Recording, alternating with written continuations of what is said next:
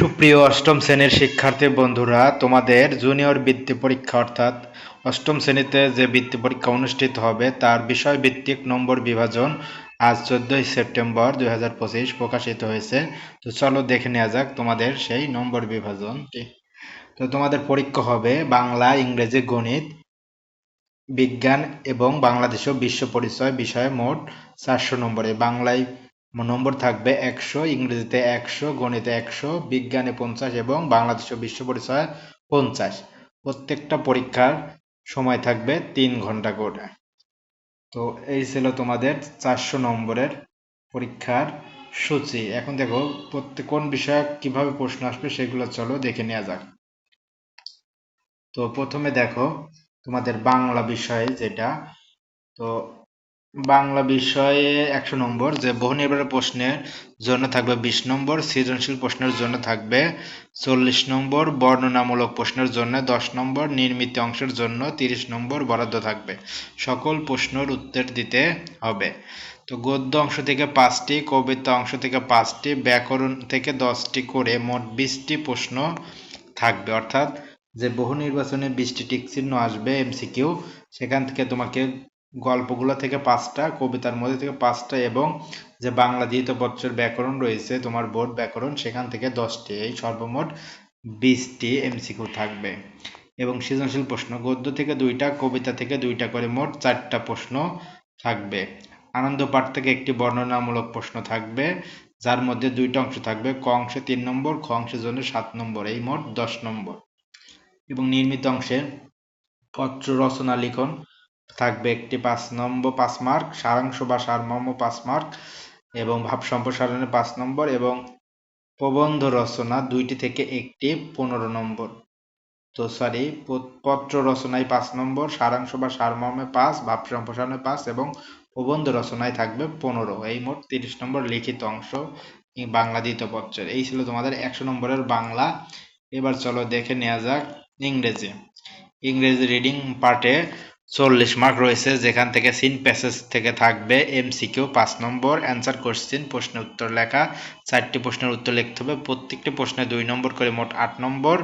এরপরে seen passage থেকে একটা আসবে গ্যাপ ফিলিং, যেখানে হাফ মার্ক করে 5টার জন্য পাবে 2.5 নম্বর।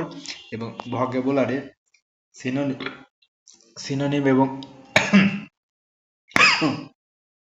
অ্যান্টোনিম থেকে 2.5 নম্বর। আনসিন প্যাসেজ, যেখানে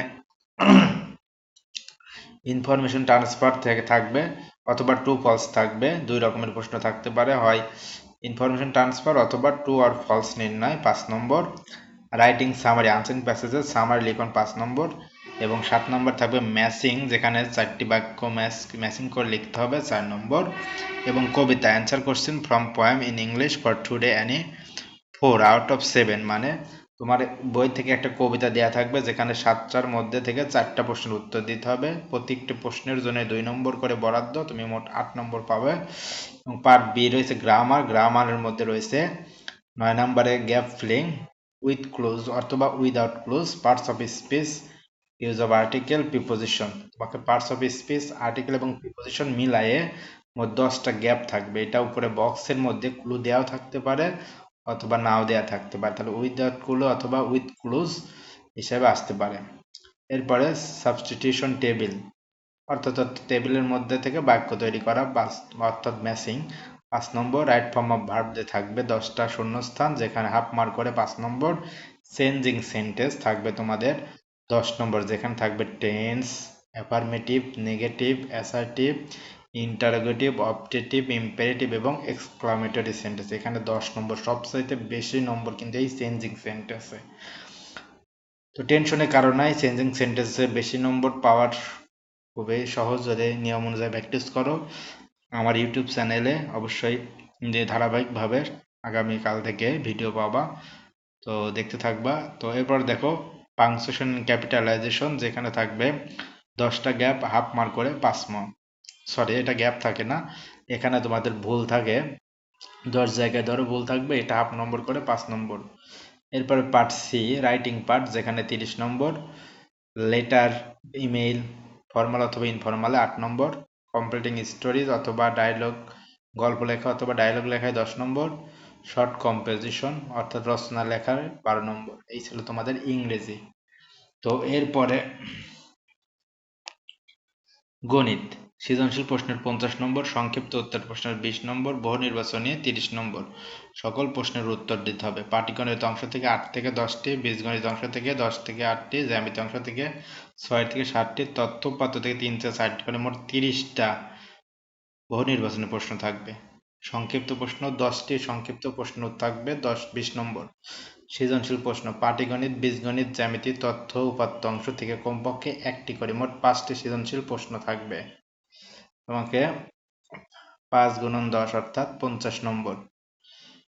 তাহলে দেখো, তাহলে যে তোমাদের 100 নম্বর দেখো, বহু নির্বাচনের 30, সংক্ষিপ্ত 20, কত হলো 50, এবং এই সৃজনশীল অংশের 50, এই মোট হলো 100 নম্বর।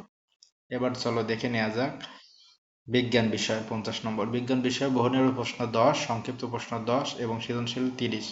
সকল প্রশ্নের উত্তর দিতে হবে। 10টি বহু নির্বাচনী প্রশ্ন থাকবে 1 করে 10 নম্বর, 5টি সংক্ষিপ্ত প্রশ্ন থাকবে 2 নম্বর করে 10 মার্ক, 3টা সৃজনশীল প্রশ্ন থাকবে 3 নম্বর করে, 3 × 10 = 30।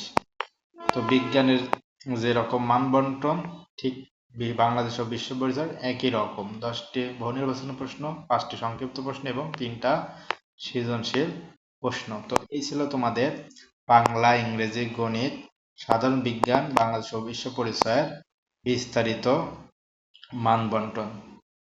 তো এই মান বন্টনের যে পিডিএফটা, সেটা তুমি ভিডিওর কমেন্ট বক্সে পিন কমেন্টে পেয়ে যাবে ইউটিউব চ্যানেলের এই ভিডিওটার নিচে। সেখান থেকে তুমি চাইলে আস্তে আস্তে সময় নিয়ে দেখে নিতে পারবা। তো এতক্ষণ যারা ভিডিওটা দেখলা, তোমাদের সকলকে ধন্যবাদ। এবং জুনিয়র বৃত্তি পরীক্ষার সাজেশন ভিডিও ক্লাস দেখতে অবশ্যই ব্রাইট লার্নিং পয়েন্ট চ্যানেলটির সাথেই থাকবা। ধন্যবাদ।